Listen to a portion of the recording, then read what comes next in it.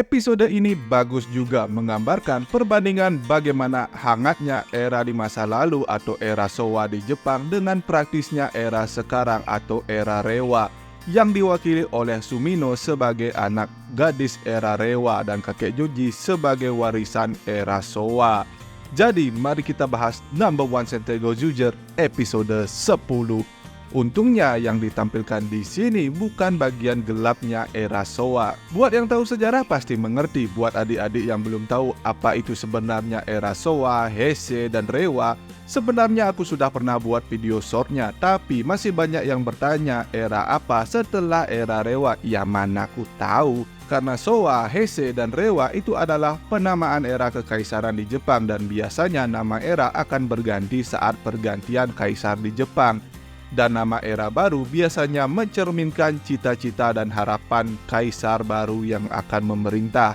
Era Showa itu dimulai dari tahun 1926 hingga 1989 saat dipimpin oleh Kaisar Showa Hirohito selama 63 tahun. Dan era Showa ini dimulai sebelum Perang Dunia II. Jadi Jepang menjajah kita itu di era Showa. Kemudian setelah Kaisar Akihito memimpin, era di Jepang berganti menjadi era Heisei dari tahun 1989 sampai tahun 2019 selama 30 tahun. Dan sekarang saat Kaisar Naruhito, eranya bernama era Reiwa yang dimulai dari tahun 2019 sampai sekarang. Sampai nanti aku nggak tahu sampai kapan, yang pasti masih lama karena baru banget berganti era di tahun 2019. Jadi tokusatsu yang tayang di era itu juga dikelompokkan sesuai era penayangannya. Nah, kita balik ke cerita Gojujutsu. Pada markas Braidan diperlihatkan Pak Osai akhirnya muncul lagi, tapi kali ini dia sudah dikendalikan oleh Ratu Tegajun untuk mengendalikan Daizujin karena saat ini cuma Pak Osai yang bisa mengendalikan Daizujin meski Sentai Ring Tyranno Ranger-nya sudah diambil oleh Garyudo. Tapi yang menarik, Bokuit menentang rencana ini. Apakah Bokuit dan Fire Candle nantinya akan berpindah kubu? Bagaimana menurut kalian? Ditambah karakter Bokuit ini kan mengidolakan Rikuo, meski dia belum tahu kalau Rikuo juga adalah musuh besarnya sebagai Goju Lion dan Tega Sword Blue. Aku baru nyadar ternyata ada ciri khas Inoue juga di sini. Seperti Bokuit yang menyukai Rikuo, tapi dia tidak tahu kalau Rikuo juga adalah musuhnya. Berasa seperti hubungan Yuka Osada dengan Kang Laundry. Begitu juga rivalitas Fire Candle dengan Tono yang dia tidak ketahui. Tono adalah Goju-Wop. Mirip seperti Kiba dan Takumi, tapi ini versi komedinya. Tinggal tunggu sampai kapan mereka saling mengetahui identitas masing-masing. Kita berpindah ke kakek Joji yang tidak sengaja bertemu dengan Sumino yang sedang bekerja paruh waktu. Tapi lucunya, di sini Sumino malu-malu mengakui kalau dia bekerja paruh waktu. Tapi saat kakek Joji memuji Sumino yang menghidupi keluarganya dengan bekerja paruh waktu, kakek Joji bilang Sumino Showa banget. Tiba-tiba muncul monster Showa No One yang bisa mengubah era ini kembali ke zaman Showa. Dari bangunan, gedung, bahkan tontonan dia bisa rubah kembali ke era Showa. Semuanya menjadi jadul seperti era Showa dulu. Sebenarnya kemampuan No One ini lumayan luar biasa juga. Bahkan lucunya, smartphone milik Sumino juga berubah menjadi telepon kabel. Tentu saja Sumino yang seorang perempuan modern protes dengan praktisan era Showa ini. Tapi penjelasan dari No One ini ada benarnya juga. Di era sekarang, zaman smartphone, semua orang sibuk dengan HP masing-masing. Meskipun mereka berkumpul, kadang banyak orang seperti zombie tanpa interaksi, semuanya main HP. Berbeda dengan dulu yang masih kental dengan kehangatan interaksi antar manusia secara langsung. Masa yang santai dan hangat tanpa perlu peduli standar TikTok atau sosmed lainnya. Tapi yang menjadi pertanyaanku, kenapa bisa monster No One dari dunia lain mengetahui dan mengerti tentang era Showa di Jepang? Pertanyaanku ini sudah diwakili oleh Sumino, tapi sayangnya tidak dijawab karena scene berpindah ke adegan ikonik membanting meja yang kemudian dilanjutkan dengan perlombaan siapa yang paling Showa antara kakek Joji dengan monster No One ini, yang menunjukkan beberapa kegiatan di era Showa sampai ke dance yang memperlihatkan keluasan Sumino dan kakek Joji. Untungnya pinggang lansia muda ini nggak bermasalah. Tapi sayangnya hasil pertandingan ini tetap dimenangkan oleh Showa Noan yang membuat kakek Joji sampai meragukan dirinya yang lahir di era Showa, tapi kini kembali menjadi muda dan menikmati era Reiwa. Dia bukan orang Showa maupun orang Reiwa. Perubahan ke era Showa ini juga berdampak besar membuat bangunan, apartemen, dan perumahan bisa menghilang. Tapi di balik itu, Bu Saori dan Aoi malah bisa menikmati pemenangan di era Showa di mana belum ada perumahan di mana-mana. Langit masih tampak luas dan indah yang kadang ekspansi pembangunan berlebihan bisa berdampak buruk pada alam. Menyadari perkataan Aoi di sini, Sumino yakini menyadari Showa bukanlah era yang buruk. Kemudian Sumino menemui kakek Joji yang jati dirinya masih tersesat di antara era Showa sebagai kakek Joji dan Reiwa sebagai Kinjiro.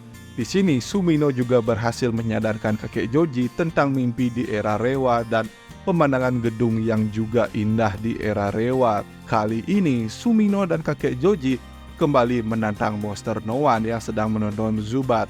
Zubat ini adalah karakter tokusatsu jadul yang juga dibuat oleh Shotaro Ishinomori yang juga membuat Kamen Rider dan Super Sentai. Tapi pertandingan kali ini, Sumino dan kakek Joji menunjukkan bagaimana enaknya di era Reiwa yang sudah serba praktis ini. Mulai dari filter foto Zubat yang bisa diambil dengan mudah, berbagai macam merchandise bahkan action figure juga, dan sekarang bisa dengan mudah bisa memesan makanan kapan saja dan di mana saja. Jadi lebih praktis kalau mau menikmati era Showa dari sekarang ini. Seperti orang-orang yang bacot bilang Rider zaman sekarang norak lah, Sentai zaman sekarang ribet lah berubahnya, Ultraman zaman sekarang inilah itulah.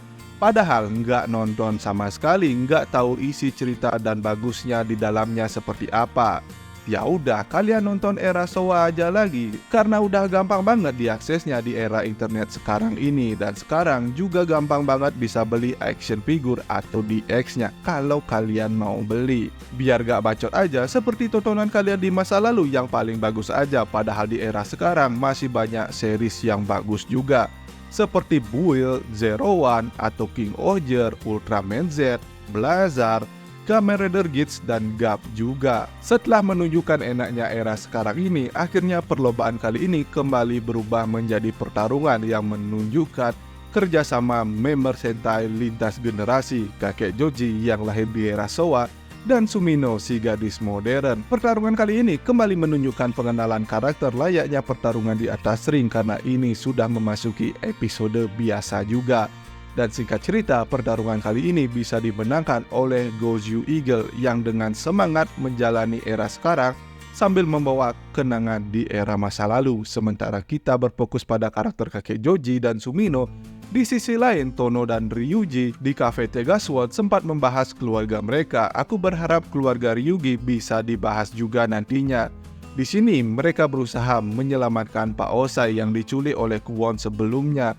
Akhirnya kita diberitahu sedikit informasi kalau Tono tahu cara akses masuk ke dunia Noan melalui benda atau tanda yang berbentuk lingkaran.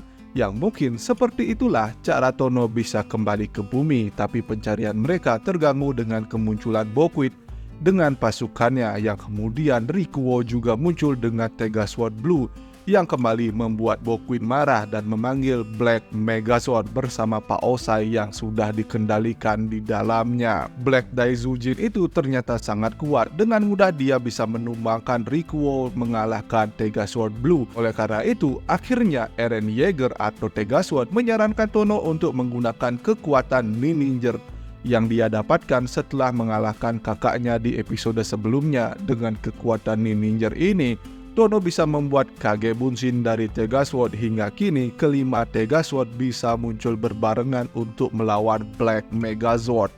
Tentu saja karena dikeroyok 5 mecha, dengan mudah mereka bisa mengalahkan Megazord hitam ini dan membebaskan Pak Osai yang nampak masih baik-baik saja. Meski kini dia sudah tidak menjadi Universe Warrior karena cincin Pak Osai sudah direbut oleh Garyudo. Dengan kemampuan cincin Tyranno Regelnya itu, kemungkinan Garyudo bisa membangkitkan mecha Sentai lainnya. Karena aku berharap masih ada mecha Sentai lain yang kembali sebagai musuh.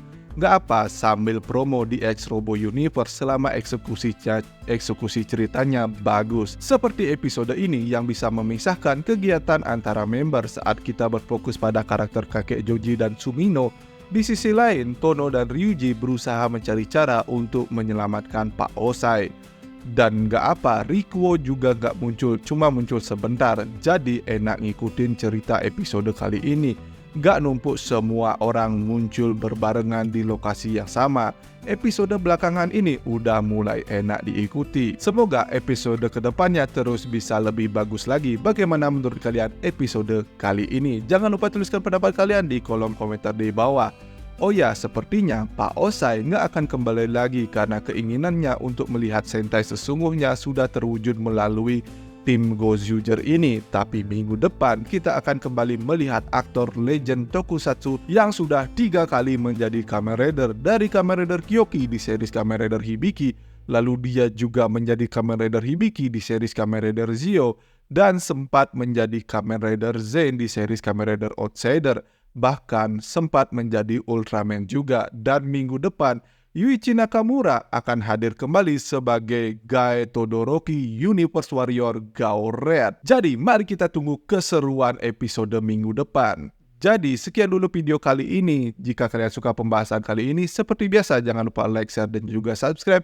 Thanks for watching, sampai jumpa di pembahasan dan berita tokusatsu lainnya dari Drosatsu.